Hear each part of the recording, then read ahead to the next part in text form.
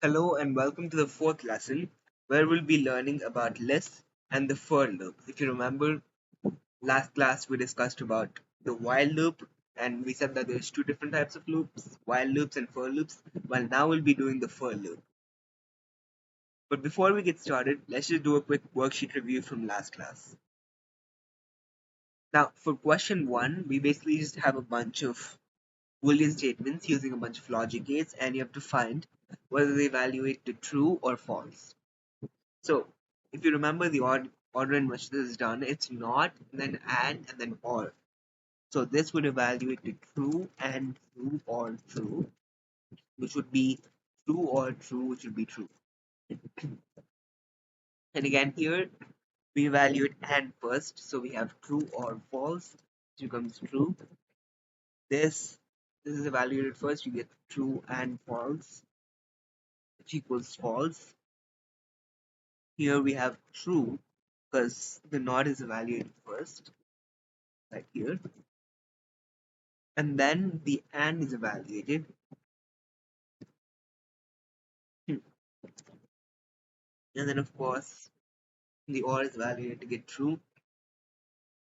And if we take this, well, let's just evaluate them left to right because that's what we have to do for operations that are in the same precedence, which they are because they're all ands. So we have true and true, which is true, true and true, which is true again. True and false is false, and then false and true is false. So despite it being mostly trues and only one false, the entire thing is still false. Now let's move on to the second question. Oh, actually, if you just notice here, I made a little mistake. It's true or false and false. This is false, not true. My bad. So this would be, yeah, it would still be true or false equals true. Yeah. So let's go to the next question, which is the trace table. So basically, how trace tables work is we have a program, and you have to basically say the values of the variables and the output after every single iteration. So we have a few done here. So let's fill in the rest. So in the next one, x would be one higher, so it would be 3. And then you do y equals y plus x, which is y plus 3, which is 6. And you output the product, you get 18. And then you get 4. 6 plus 4, 10. 4 times 10, 40. Then 4 plus 1, 5. 10 plus 5, 15.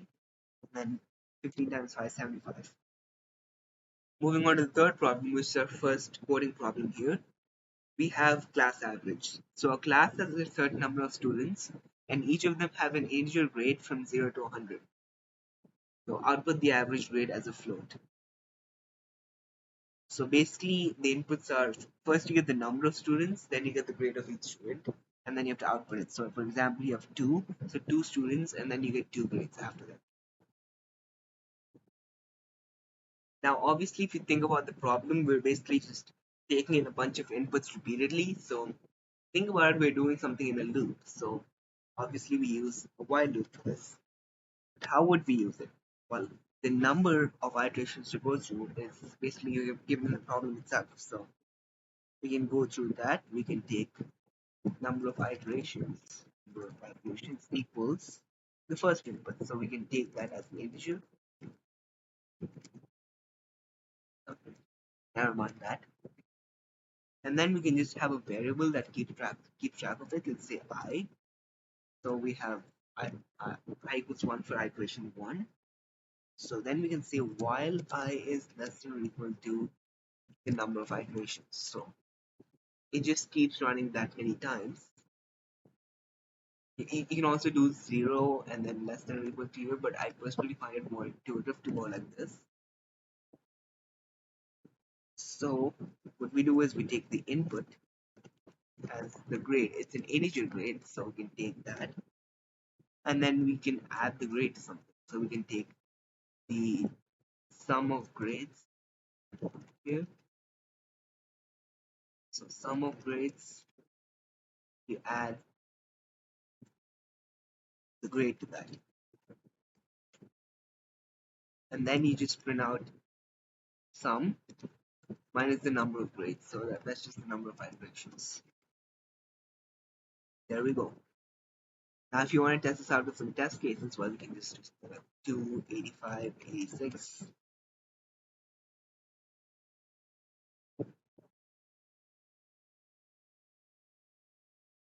Hmm. Oh, see, we actually forgot to increment I in the middle of this, so we created an infinite loop. You have to be careful for that. So, let's say, let's try this again, 85.5.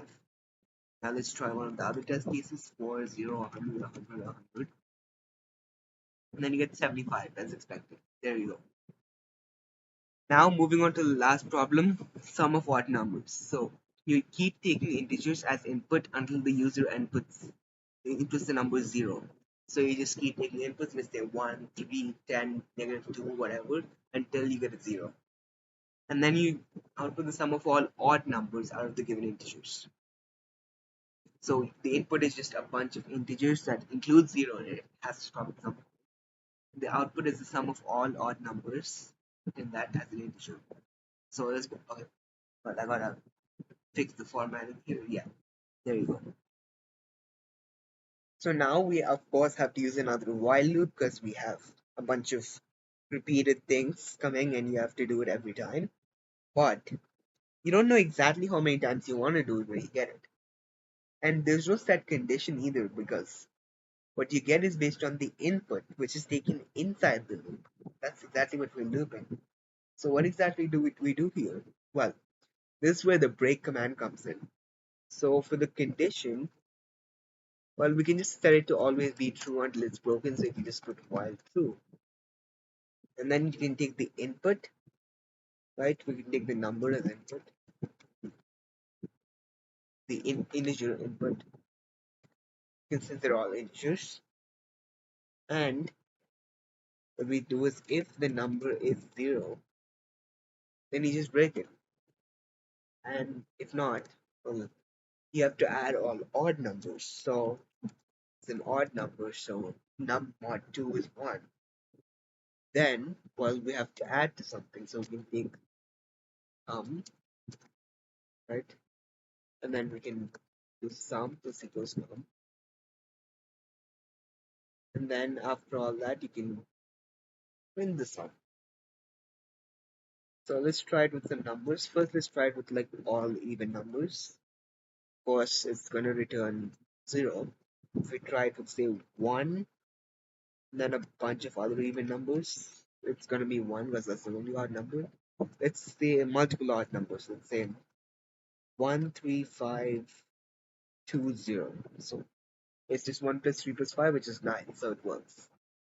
You can also try with some negatives if you want. It'll still work. Same -1, -5, 0. And yeah, just sums -1 and -5. Now let's move on to the first topic we'll be covering in this lesson, which is lists. So what exactly are lists? So lists are basically like another data type, like we once studied, but it can store multiple values in it, right? So it can store different things. Like if you see here, it stores 3.14, 69, 420, hello world, and false. And you can store like different data types of values as well. Like you can store floats, booleans, integers, anything. And you can store as many values as you want. There's no limit. Basically, how you store them is you enclose them in square brackets and you separate them with a comma like this. And by the way, if the comma is inside quotations, again, it'll be part of a string. So it won't actually count as separate objects. So doing this won't get you hello and world as separate objects. It counts as one string. And yeah, each item in the list is called an element. So now let's move on to list indexes. So list indexes are basically a way to label each item on a list. So again, moving on to this list here, each of these numbers or letters or strings or booleans or whatever will have a label on them, which will help you identify where it is. So how it starts is it's 0 for the first element, 1 for the second element, and so on. and you just access it like this. So let's say you have a list, say called say my list. So we have my list and n, which is the index of the list. So if you put whatever the name of this list is and you put 0, you get the first element. So it's basically the nth element of a list as an index of n minus 1.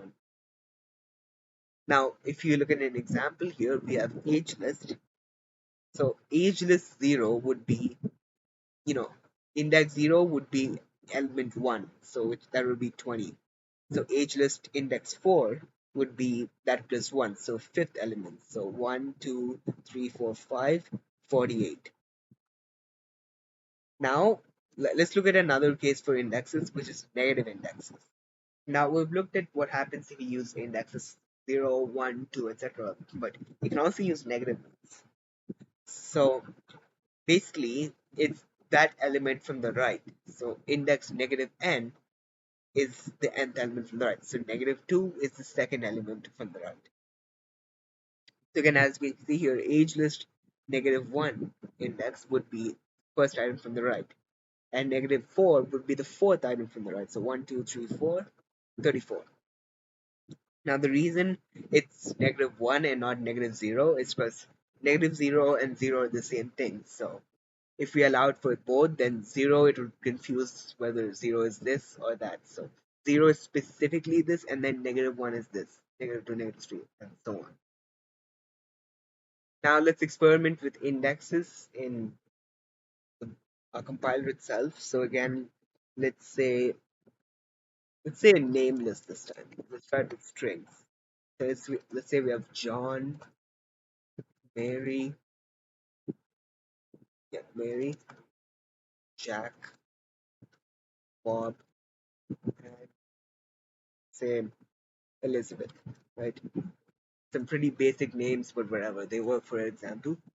So we have a list of 5 names. Let's try to print the first name. So to print the first name, let's use 1. Well, no, we don't actually use 1. We use 0 for the first one. Make sure you remember that. We get John for 0. Now to access the fourth element, what do we do? Well, we do n minus 1 index. So third one.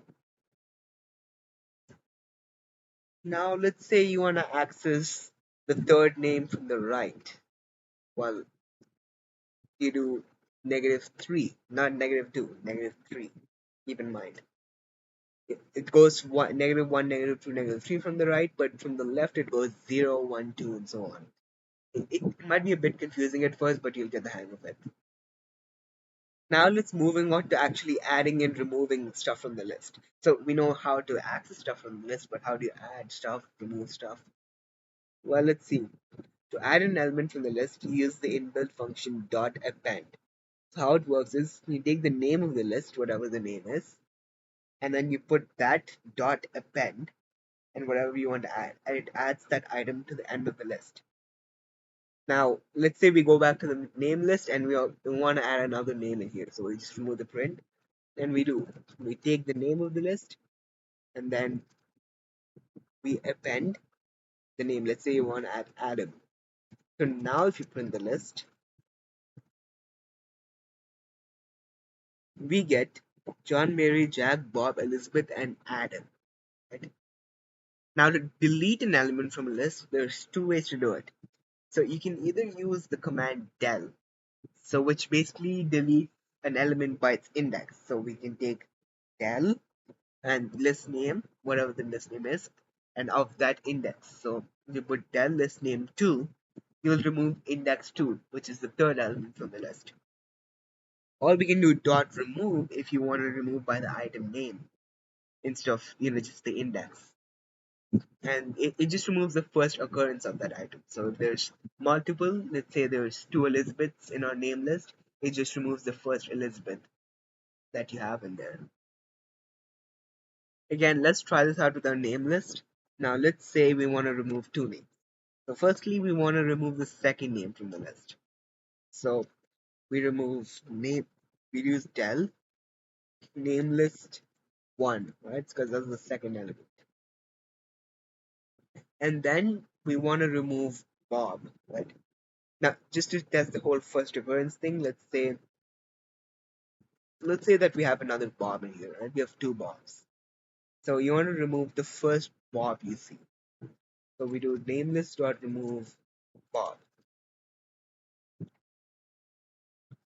Now, of course, to make sure we know what's happening, let's print the list after every stage. So we print the list after adding this, we print the list after removing the second element, and then we print the list after removing Bob. This is actually a really useful tactic with debug as well. So if you do a bunch of print statements, you know exactly what's happening in each step and you can find out which step is going wrong. It's really useful in big projects. Anyways, let's run this.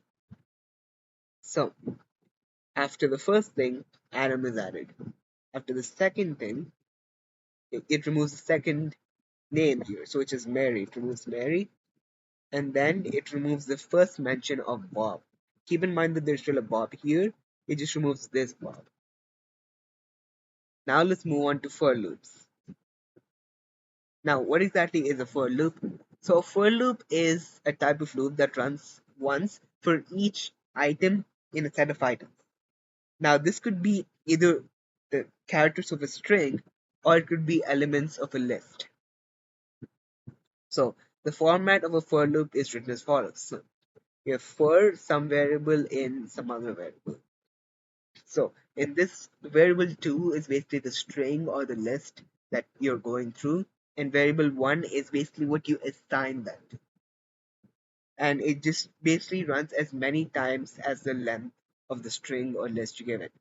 So let's say you give for letter in hello, it runs 5 times, and each time the letter is a different letter in the word hello.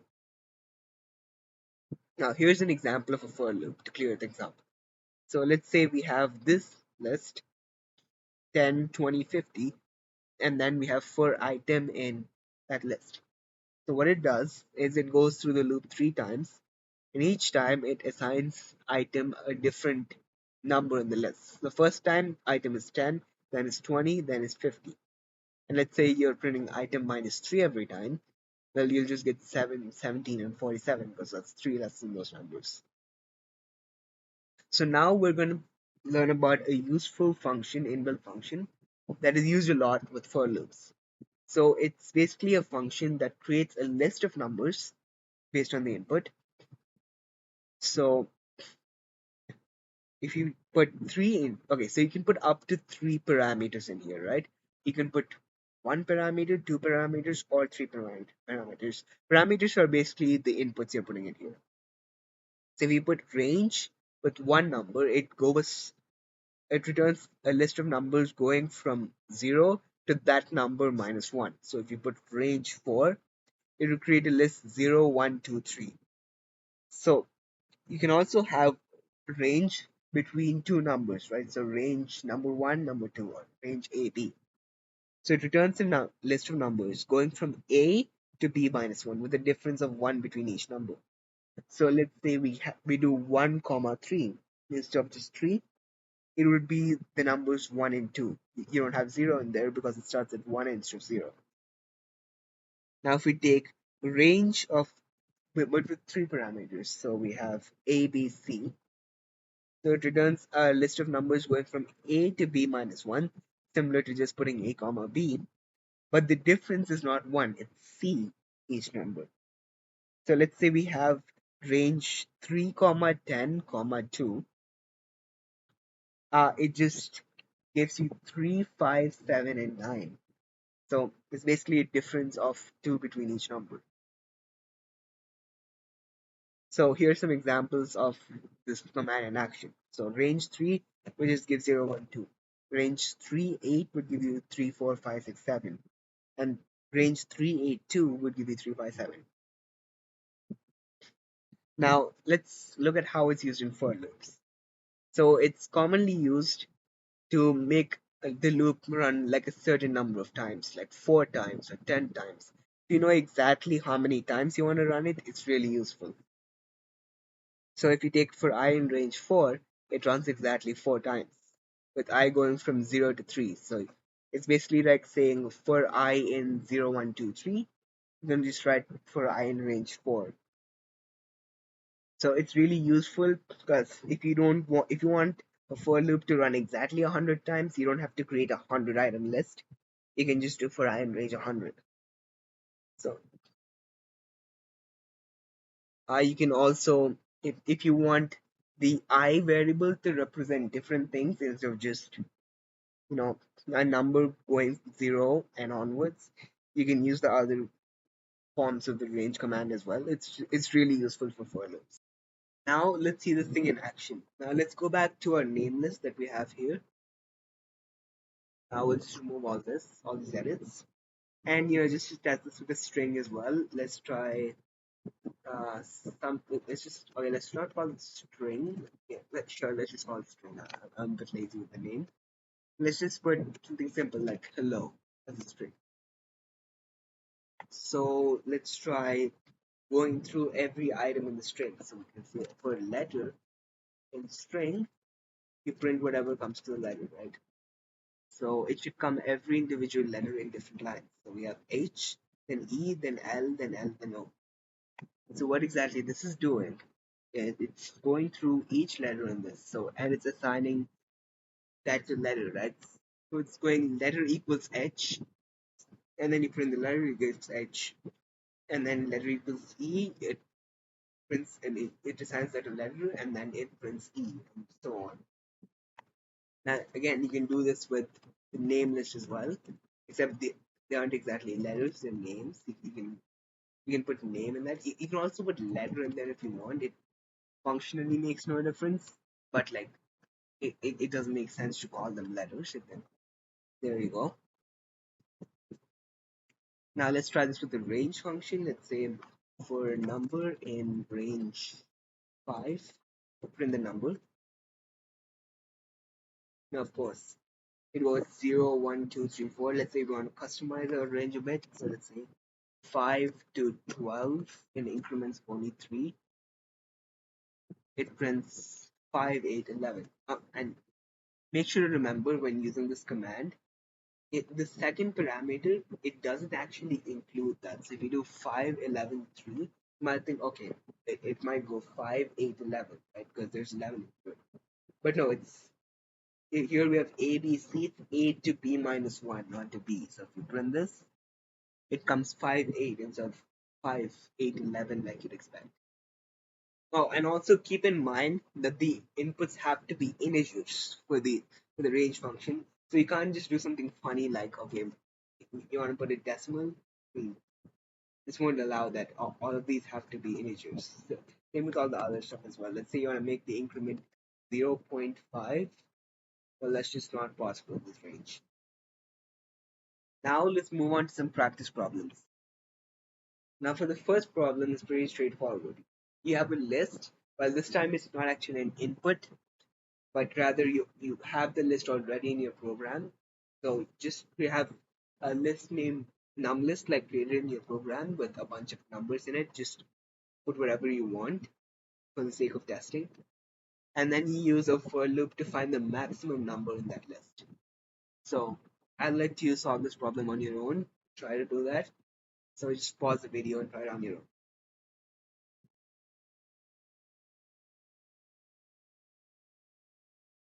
Now I'm assuming you had avoided it, so let's move on to the solution.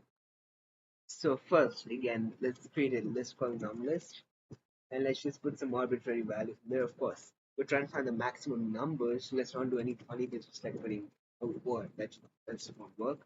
Let's try a bunch of different things, right? 0, -10, 50, sure, right? Let's just keep it this way. So what we want to do is we want to go through all the numbers in the list. So we go through a for loop. So for every number in the number list. Now what we do with these numbers? We have to compare them to something, right? So we have a value which we should call the maximum. Now of course when we keep it, we could you have to think of every case here, right? If you put 0, it could just be all negative numbers. If you put -1,000, every number could just be less than -1,000. So it could never work with a simple number.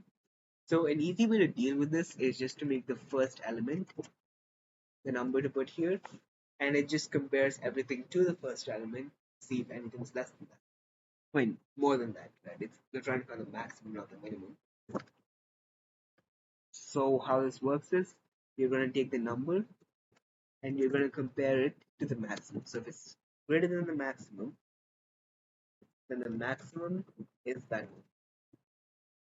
And then you put in the maximum. And then you get the maximum number. Now again, if the maximum number is the first number itself, then you just get the first number. Yeah. Now it'll work if anything is the maximum. So whatever you put as the maximum number, it just returns that. Now for the second problem, counting e's. So given a string of input, output the number of occurrences of the letter E in the string. So for example, I like cheese should output 4 since it has 4 E's, and hello would output 1 since it has exactly 1 E. So I'll let you pause the video and try it on your own.